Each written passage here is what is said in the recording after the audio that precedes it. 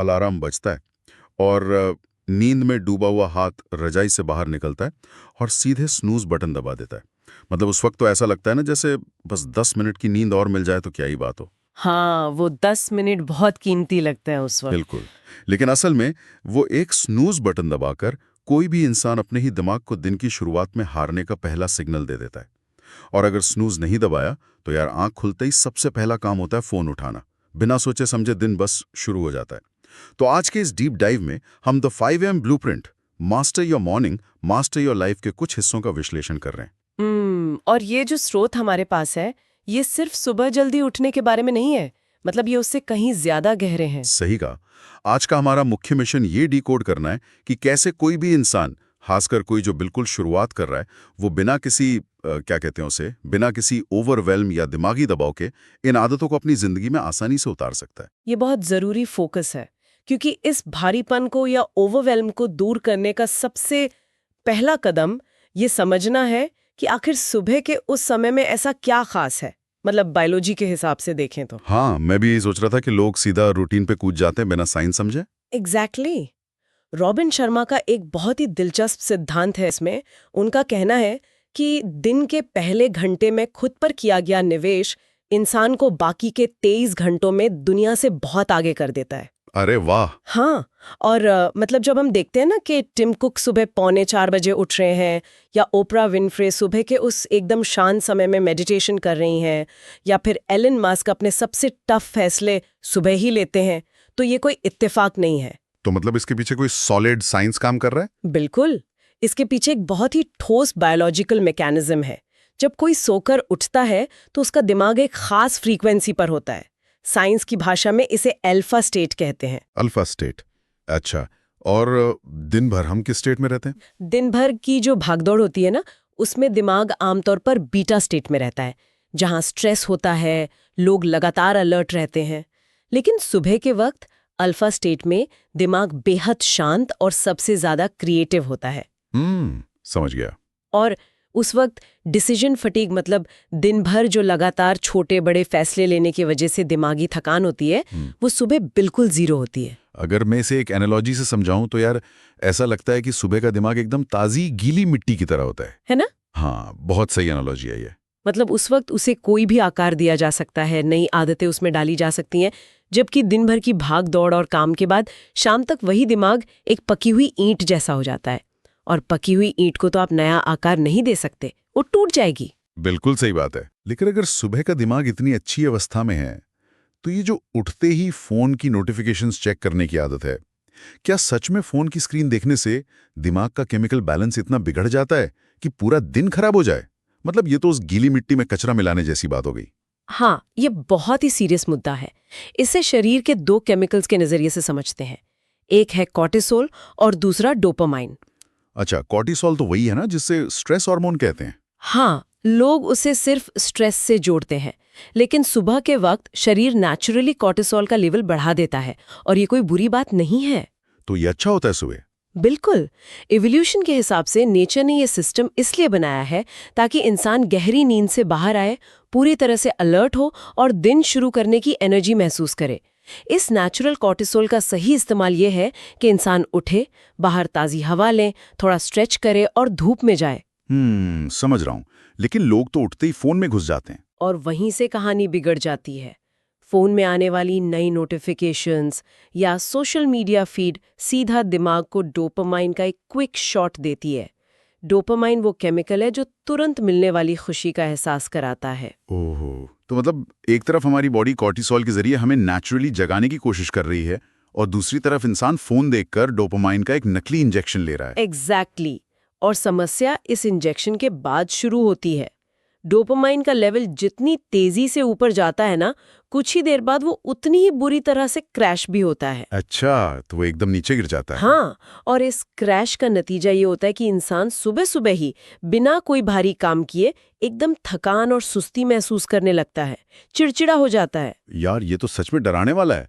मतलब अनजाने में ही लोग अपने दिमाग को हैक कर रहे हैं, वो भी एकदम गलत दिशा में। और सिर्फ इतना ही नहीं, सुबह का पहला इनपुट ही पूरे दिन का इमोशनल बेसलाइन तय करता है। अगर फोन पर पहली चीज कोई नेगेटिव खबर है या किसी का गुस्से वाला ईमेल है, या बस दूसरों की अच्छी लाइफ देखकर होने वाली जलन है। तो दिमाग उसी नेगेटिविटी को दिन भर का डिफॉल्ट मोड मान लेता है। बिल्कुल, दिन भर उसी चश्मे से दुनिया नजर आती है। अब साइंस तो समझ आ गया कि सुबह का समय एक खजाना है और फोन उस खजाने को लूट लेता है। लेकिन यार एक बात सोचिए, जो लोग इस साइंस को समझ भी लेते हैं और शुरुआत भी कर देते हैं, वो भी कुछ दिन बाद वापस पुरानी आदतों में क्यों लौट जाते हैं? मुझे लगता है इसकी सबसे बड़ी वजह यह है कि लोग चमत्कार की उम्मीद करते हैं। हाँ, लोगों को लगता है बस 3 दिन 5 बजे उठेंगे और लाइफ में कोई जादू हो जाएगा। या इंस्टेंट ग्रेटिफिकेशन की उम्मीद करता है तो सिर्फ निराशा मिलती है। इसके बजाय हमें उस हवाई जहाज के नेविगेशन वाले उदाहरण को देखना चाहिए। वो न्यूयॉर्क से लॉस एंजलिस वाला। हाँ, मान लीजिए एक फ्लाइट न्यूयॉर्क से उड़ान भरती है और इसका टारगेट लॉस एंजलिस है, लेकिन टेक ऑफ के टाइम अगर फ्लाइट की डायरेक्शन में सिर्फ 3.5 डिग्री का बदलाव कर दिया जाए, जो कि बहुत ही मामूली सा बदलाव है। बिल्कुल, इतना मामूली के अंदर बैठे किसी भी पैसेंजर को पता तक नहीं चलेगा। लेकिन जब वो अपनी यात्रा पूरी करेगा तो वो लॉस एंजलिस के बजाय सैन डिएगो पहुंच चुका होगा। अरे वाह! तो एक बहुत ही छोटा सा बदलाव समय के साथ जुड़कर आपको एक पूरी तरह से अलग मंजिल तक ले जाता है। जेम्स क्लियर का जो 1% सुधार का फॉर्मूला है, वो भी एकदम ऐसे ही काम करता है। गणित के हिसाब से अगर कोई रोज खुद में सिर्फ 1% सुधार करता है तो 1 साल बाद वो 37 गुना बेहतर हो चुका होता है। गणित सुनना तो बहुत अच्छा लगता है। मतलब 37 गुना बेहतर होना किसे पसंद नहीं आएगा। हाँ, पेपर पर तो ये बहुत अच्छा लगता है। लेकिन यार जब कोई असल जिंदगी में अपनी नींद से लड़कर रोज सुबह 5 बजे उठ रहा हो और एक हफ्ते या 10 दिन बाद भी उसे शीशे में कोई 6 पैक न दिखे या बैंक अकाउंट में कोई चमत्कार न दिखे, तो उस भारी निराशा से कोई कैसे बचे? शुरुआत करने वालों के लिए तो वो पहला हफ्ता बहुत भारी होता है ना। इस निराशा वाले दौर को मनोविज्ञान में वैली ऑफ डिसअपॉइंटमेंट कहते हैं, यानी निराशा की घाटी। ये वो समय होता है जब इंसान मेहनत तो पूरी कर रहा है लेकिन कोई रिजल्ट दिखाई नहीं दे रहा। तो मतलब इंसान को लगता है कि सब बेकार जा रहा है। हाँ, इसे समझने के लिए बर्फ के पिघलने का उदाहरण बहुत सटीक है। मान लीजिए एक कमरे में बर्फ का टुकड़ा रखा है और वहां का तापमान -5 डिग्री है। अब कोई इंसान उस कमरे को गर्म करने के लिए बहुत पसीना बहा रहा है, तापमान -4 होता है, फिर -3 होता है, फिर -2। लेकिन बर्फ का टुकड़ा तो वैसा का वैसा ही रहेगा। एग्जैक्टली, उसमें कोई बदलाव नहीं आया। तो उस इंसान को लगेगा कि मेरी सारी मेहनत पानी में गई। लेकिन जैसे ही तापमान 0 डिग्री को पार करेगा, बर्फ अचानक पिघलने लगेगी। अच्छा, तो जो मेहनत -5 से -1 डिग्री तक की गई थी वो बेकार नहीं गई थी? बिल्कुल नहीं, वो ऊर्जा बस जमा हो रही थी। उस ऊर्जा ने एक बेस तैयार किया ताकि 0 डिग्री पर आकर वो जादुई बदलाव दिख सके। यही स्थिति नई आदतें बनाते वक्त होती है। सफलता कोई ऐसा संघर्ष नहीं है जिसे जबरदस्ती खींच कर लाया जाए। मतलब निराशा की घाटी पार करने के बाद ये एक नेचुरल आउटकम बन जाता है। सही बात है। बर्फ वाला उदाहरण एकदम क्लियर कर देता है कि रिजल्ट न दिखने का मतलब ये नहीं है कि काम नहीं हो रहा है, एनर्जी बस स्टोर हो रही है। अब चलिए मान लिया कि हमने लंबी रेस के लिए तैयारी कर ली और चमत्कार की उम्मीद भी छोड़ दी। जो कि सबसे जरूरी है। हाँ, लेकिन अब सबसे बड़ा प्रैक्टिकल सवाल आता है, भाई सुबह उठकर आखिर करना क्या है? इंटरनेट पर तो दुनिया भर की सलाह है जिससे कोई भी कंफ्यूज हो जाए। सोर्सेज में दुनिया के सबसे सफल लोगों की आदतों का विश्लेषण करके 7 ऐसी आदतों के बारे में बताया गया है जो वे अपनी सुबह में शामिल करते हैं। 7 आदतें? हाँ, पहली है खुद से मिलना, यानी कुछ देर बिल्कुल शांति में बैठना। ये दिमाग को रिएक्टिव मोड से निकालकर प्रोएक्टिव मोड में ले जाता है। मतलब दिन आपको कंट्रोल नहीं करता, आप दिन को कंट्रोल करते हैं। ये तो अच्छा है। दूसरी आदत है पानी पीना। रात भर सोने से शरीर डिहाइड्रेट हो जाता है, खून गाढ़ा हो जाता है, जिससे दिल को ज्यादा मेहनत करनी पड़ती है। तो उठते ही एक बड़ा गिलास पानी पीने से मेटाबॉलिज्म तुरंत किक स्टार्ट हो जाता है। ठीक है, पानी पीना भी आसान है। तीसरी है मूवमेंट या एक्सरसाइज। शरीर हरकत में आता है तो एंडोर्फिन्स रिलीज होते हैं जो मूड को एकदम फ्रेश कर देते हैं। इसके अलावा ग्रैटिट्यूड लिखना, विजुअलाइजेशन करना, बिना रुके डीप वर्क करना और दिन की टॉप 3 प्राथमिकताएं लिखना भी इन 7 आदतों में शामिल हैं। अरे रुको, ये 7 आदतें, ये तो किसी भी नए इंसान को डराने के लिए काफी हैं। मतलब ये तो बहुत ज्यादा भारी लग रहा है। मुझे लगता है शुरुआत करने वालों को इन 7 आदतों को एक बुफे की तरह देखना चाहिए। बुफे? मतलब जैसे शादियों में होता है। हाँ, जैसे हम किसी शादी के बुफे में जाते हैं तो वहां रखी हर एक डिश तो अपनी प्लेट में नहीं डाल लेते ना, हम अपनी पसंद की चीजें चुनते हैं।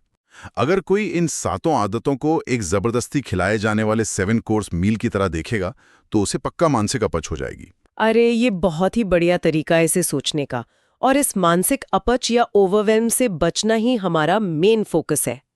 हेल एलरॉड जैसे लेखकों ने भी यही कहा है कि परफेक्ट मॉर्निंग जैसी कोई चीज नहीं होती। तो मतलब 7 आदतें करना जरूरी नहीं है? बिल्कुल नहीं। जो लोग शुरुआत कर रहे हैं उन्हें सिर्फ 2 या 3 आदतें चुननी चाहिए। इसके लिए एक बहुत ही आसान 40 मिनट का फ्रेमवर्क भी दिया गया है। अच्छा, वो कैसे काम करता है? इसमें पहले 5 मिनट बिल्कुल शांति में बैठें, अगले 10 मिनट शरीर को थोड़ा स्ट्रेच करें, फिर अगले 10 मिनट कुछ नया पढ़ें या सीखें, और आखिरी 15 मिनट में दिन के सबसे जरूरी काम की प्लानिंग करें, बस। ये तो काफी डूएबल लग रहा है। हाँ, और अपनी ऊर्जा और समय के हिसाब से उसे बदल भी सकते हैं। रोज उस काम को करना ज्यादा जरूरी है, बजाय उसे एकदम परफेक्ट तरीके से करने के।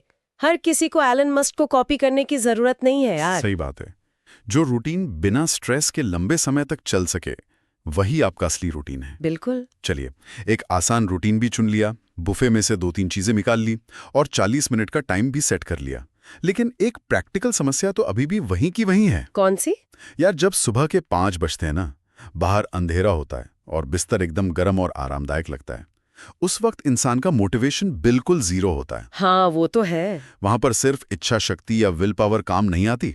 सुबह 5 बजे हम कोई महान दार्शनिक नहीं होते, बस नींद के भूखे होते हैं। सही कहा आपने। तो सिर्फ विल पावर के भरोसे रहने के बजाय ऐसा क्या सिस्टम बनाया जाए जो इंसान को उठने पर मजबूर कर दे?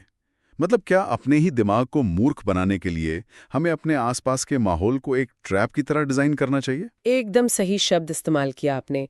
स्टैनफोर्ड के रिसर्चर बीजे फॉग ने बिहेवियर पर जो रिसर्च की है वो यही बताती है। उनका फॉर्मूला है कि बिहेवियर बराबर मोटिवेशन गुणा एबिलिटी गुणा प्रॉम्प्ट। थोड़ा आसान भाषा में समझाएंगी? मतलब इंसान सोचता है कि अगर वो सुबह नहीं उठ पा रहा तो उसका कैरेक्टर कमजोर है या मोटिवेशन नहीं है। लेकिन रिसर्च कहती है कि खराब आदतें हमारी कमजोरी नहीं बल्कि हमारे माहौल का नतीजा है। अच्छा, एनवायरनमेंट की गलती है। हाँ, तो जब मोटिवेशन जीरो हो तो काम करने को आसान बना दो और ट्रिगर या प्रॉम्प्ट को बदल दो।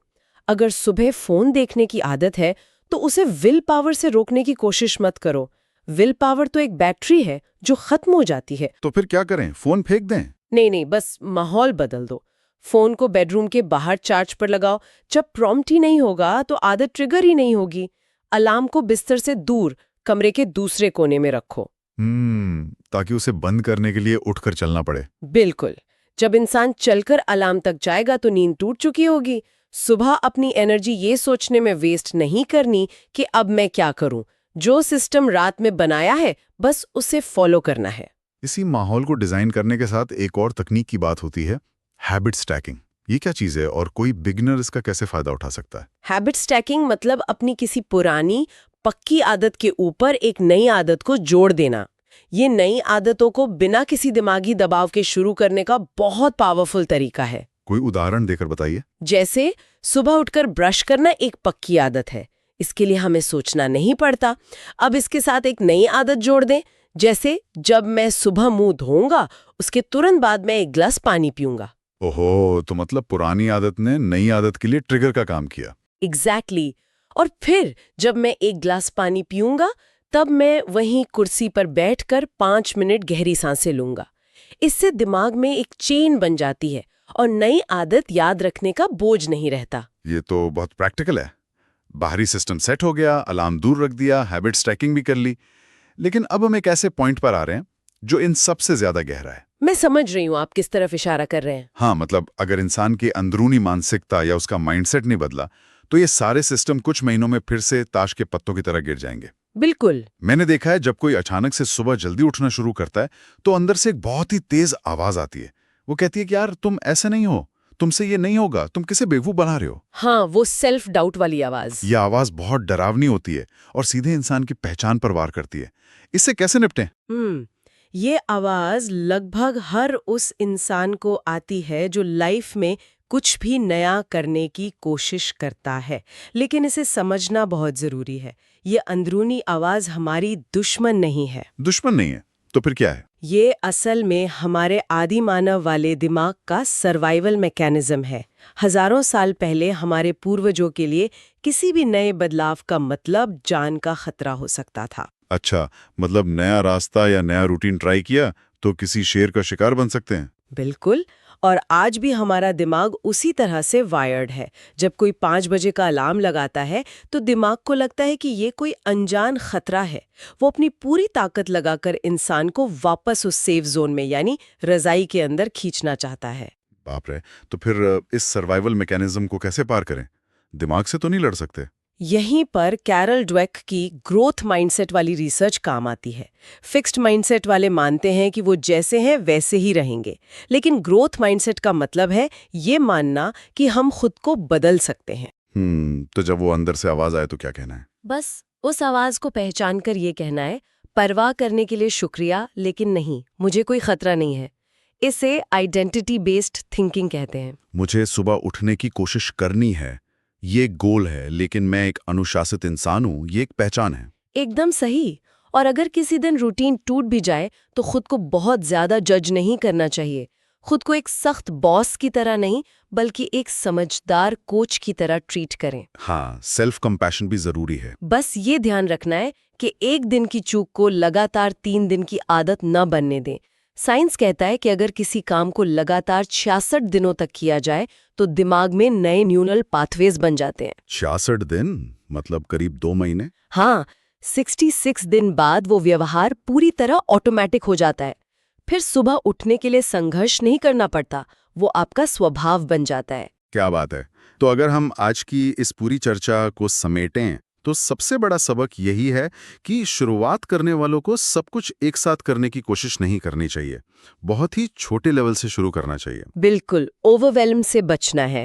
1% के नियम को समझना, कॉर्टिसोल और डोपामिन की साइंस को ध्यान में रखना और उस बुफे में से 7 में से सिर्फ 2-3 आदतें चुनना। और हाँ, सबसे जरूरी, अपने माहौल को डिजाइन करना। और 66 दिनों तक टिके रहकर अपनी वो पहचान बदल लेना। सही बात है। बदलाव अचानक नहीं होता, लेकिन लगातार होता है। तो जो भी लोग सुन रहे हैं, कल सुबह कोई पहाड़ नहीं तोड़ना है। बस अपना अलार्म 10 मिनट पहले सेट करना है, उठने के बाद पहले 10 मिनट फोन को हाथ नहीं लगाना है और 1 गिलास पानी पीना है। बस इतने से छोटे कदम ही वो बेस बनाते हैं जिन पर बड़े बदलाव खड़े होते हैं। तो जाने से पहले हम एक ऐसा विचार छोड़ना चाहते हैं जिस पर आप खुद गहराई से सोच सकें। एक ऐसा सवाल जो आज के सोच से भी थोड़ा आगे की बात करता है। बताइए। अगर ये सच है कि सुबह की पहली जानकारी या वो पहला केमिकल हमारे पूरे दिन का इमोशनल बेसलाइन तय करता है, तो क्या ये मुमकिन है कि जागते ही जानबूझकर चुनी गई एक खास भावना, जैसे अदम्य साहस या बहुत गहरी कृतज्ञता, अगर उसे लगातार सालों तक महसूस किया जाए, तो क्या वो हमारे दिमाग की डिफॉल्ट पर्सनालिटी को ही पूरी तरह से बदल सकती है? ये तो सच में बहुत गहरा सवाल है। सोचिए, कोई इंसान असल में क्या बन सकते हैं, उसकी असली क्षमता क्या है। इसी विचार के साथ हम आज के इस डीप डाइव को यहीं समाप्त करते हैं। कल सुबह एक नई शुरुआत इंतजार कर रही है।